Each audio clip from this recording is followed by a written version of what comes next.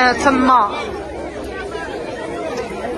جابوا الكفن من اجل استخراج. اسمح لي عطاك. الله اكبر الله اكبر. كاميرا شوف تيفي ترصد البنيوته رضيعه، لا حول ولا قوه الا بالله. حسبي الله ونعم الوكيل. لا حول ولا قوه الا بالله العلي العظيم. طفل رضيع، استنكار امني كبير.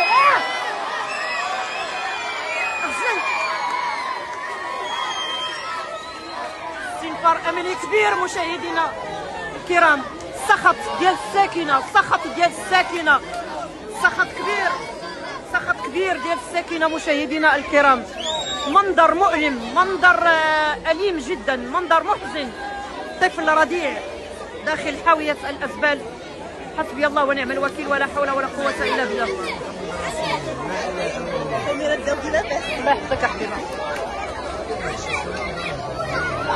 غنعطيك صدر، ما هذا ما كنعطيش فيه الهضره. غندير طيب نعطيك صدر. وي حسبي الله ونعم الوكيل مشاهدينا الكرام. إنا لله وإنا إليه راجعون. فاجعة كبيرة وقعت في مدينة تمارا وبالضبط في حي النصر نهار 3 مع الليل، ملي لقاو الناس رضيع حديث الولادة مرمي وسط حاوية ديال الزبل في شارع طريق بنو زياد. الناس اللي شافوا هذا المنظر تصدموا وما قدروش يفهموا كيفاش شي حد ممكن يدير بحال هذه الجريمة في حق كائن بريء مازال ما شاف والو في هذه الدنيا. الساكنة ديال الحي تجمعوا وكل شي كان كيسول واش وصلنا لهذه الحالة، فين هي الرحمة. الناس اللي عينوا الرضيع قالوا انه كان باقي مربوط بالحبل السري، وهذا كيدل على انه تولد تون. هذا الشيء خلى الكل يتيقن باللي اللي دار هذه الفعله تخلص من الرضيع مباشره من بعد الولاده.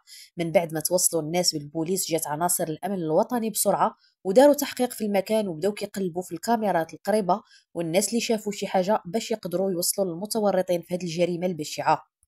كنا تعثر على جنين مرمي في 3 أمامة وحاوية أمامة.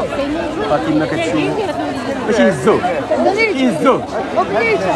وي أنا هنا وبنيته بنيته. ملي كنقولوا رضيع ما كنقولوش مؤنث ومذكر. هذه اللحظات إذن هي لحظات فقط ومصالح ديال الشرطة العلمية.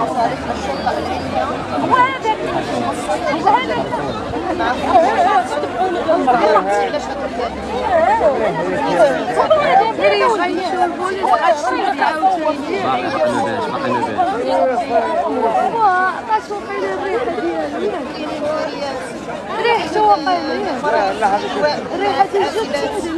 حسبي الله ونعم الوكيل ولا حول ولا قوة إلا بالله.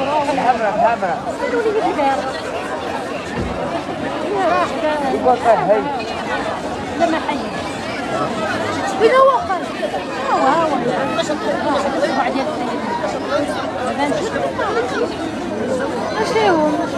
إذا في انتظار متابعينا الكرام، في انتظار أن الشرطة العلمية تقوم بالعمل ديالها. هما التقطوا الصورة للوضع. حنا ما نقدروش نصوروه لأن نتوما عارفين. الله يسهلك، ما نقدروش نصوروا الوضع لان نتوما كتعرفوا ان كاينه بعض الامور اللي هي ممنوعه منا اننا نصوروا الرضيع او هذا الجنين هذا. وحنا الان هذه تقريبا بواحد 10 ولا 15 متر على المكان. كنتظروا ان الشرطه العلميه تقوم بالدور ديالها. هما الان كيتراصيو، داروا سياج دابا راه كيحطوا الترقيم انهم يهزوا هذا. كما كتشوفوا معنا دائما على مباشر، كنتم على مباشر من مدينه تمارا.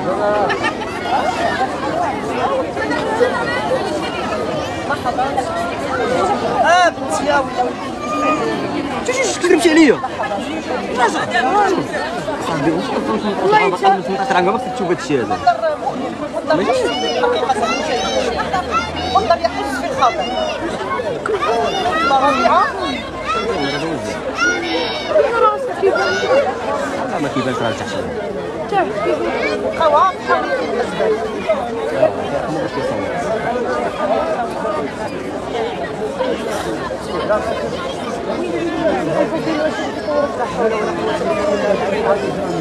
معنا الشرطه العلميه يحاولوا لان المتابعين الكرام صراحه الرائحه لا تطاق ريحه مزهده. يعني هذه كما عارفين اننا حدا حاويه ديال الازبال، حاويه ديال القمامه، راه الريحه راه لا حول ولا قوه الا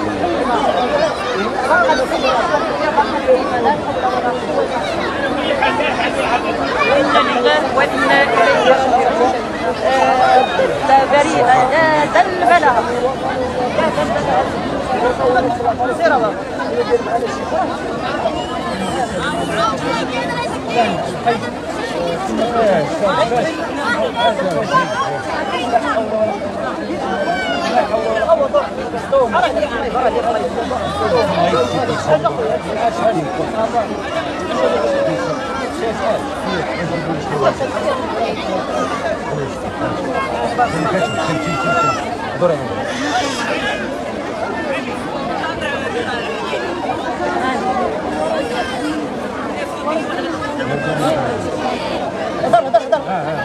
مسمى السكينة.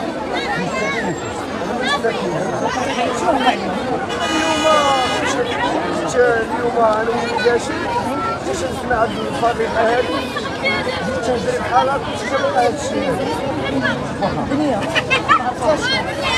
من هنا كيفاش الميساج نقول عشان الامن الوطني اول حاجه الله يحفظ لنا ويستر لنا والله يخلي لنا يسلمنا والله يطول في عمره. باش نطالبوا باكثر عقوبات هاد الاستزاده خصنا حنايا ما نسمحوش ليه نتابعوا حنا كاملين باش نتشابه ونمشي عندنا حنايا بزاف ديال الحاجات. الله يخلي الوالد. شكرا بنت غادي تجي. إذا في هذه اللحظات سوف يتم استخراج علوي الله يحفظك.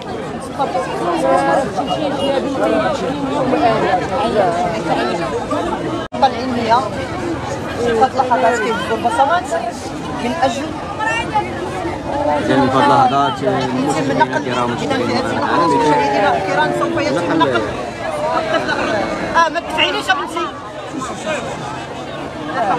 اول حاجه تم الرفع ديالها هي الكاسه اللي كانت فيها التربيه باش يتخاد منها على الاقل البصمات بعدا، لانها حتى هي من الادوات ديال مسرح الجريمه، فهم غيهزوا بعدا. اول حاجه هي الكاشه، لذلك كما سبق قلت لكم فالكاشه فهي كتعتبر الكاشه هي من الادوات اللي مهمه في مسرح الجريمه، خاصه ان كيكونوا باقي فيها البصمات.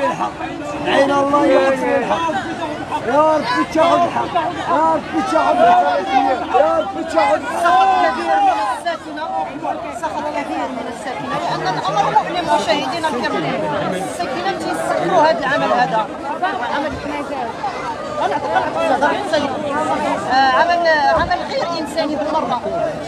طفله رضيعه حديثه الولاده، حسبي الله ونعم الوكيل ولا حول ولا قوه الا بالله. مشاهدينا الكرام طبعا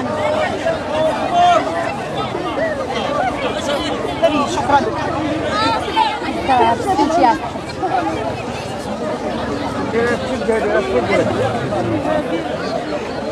إذا مشاهدينا الكرام عفوا من أجل التصحيح هو طفل رضيع وليد ماشي بنيه،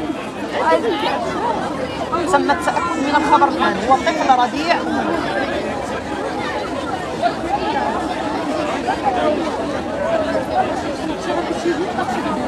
الاخ محمد وصراحه انا بغيت نجاوبك ولكن ماشي وقته، ماشي وقت اننا نتكلموا. اذا هو الكفن، اذا في هذه اللحظات هو الكفن ها هو.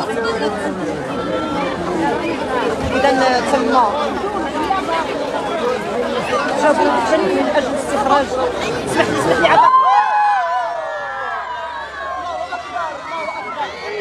كاميرا شنو ديري انت رضيعه لا حول ولا قوه الا بالله. حسبي الله ونعم الوكيل. لا حول ولا قوة إلا بالله العلي العظيم. الطفلة